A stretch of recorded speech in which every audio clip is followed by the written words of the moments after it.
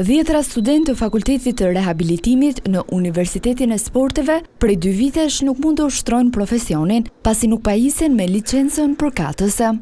Të rinjt, të cilët kanë përfunduar studimet bachelor, ndodhen sot në një ngërç institucional që i mban jashtë tregut të punës, ndërsa çështja vijon të zvarritet prej 2 vitesh. Kjo është një çështje që për Universitetin e Sportit unë e konsideroj çështje të nxehtë, se jemi në vigjilje të zgjedhjes të problemi që ka mbi 2 vjet që po vazhdon. Në qasjen tonë, ne kemi qenë gjithmonë të bindur që studentët duhet shkojnë në moment që mbarojnë bachelorin, duhet shkojnë në licencë.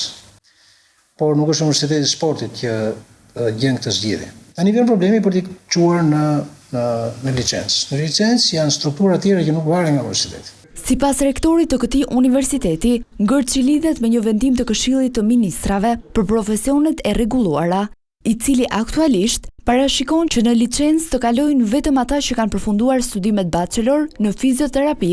Studentët e rehabilitimit nuk përfshihen, ndonëse sipas një studimi të Ministrisë së Arsimit, programet janë 97% të njëjta. Në çfarë faze është sot?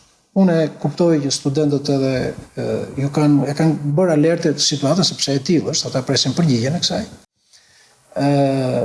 Ministri i Arsimit e ka nxjerrë nga vetja draftin për amendimin e VKM-s, ka kaluar dhe në Ministrinë e Shëndetësisë dhe ata kanë miratuar. Aktualisht në moment që po flasim bashkë, është në Ministrinë e Ekonomisë dhe Ministrinë e Drejtësisë, sepse është procedurë për çdo VKM duhet kalojë atje. 2 vite pritje përkthehen në mungesë eksperience, studentët kërkojnë një zgjidhje të menjëhershme, pasi shprehen se kanë përmbushur të gjitha detyrimet akademike dhe presin vetëm njohjen ligjore për të ushtruar profesionin.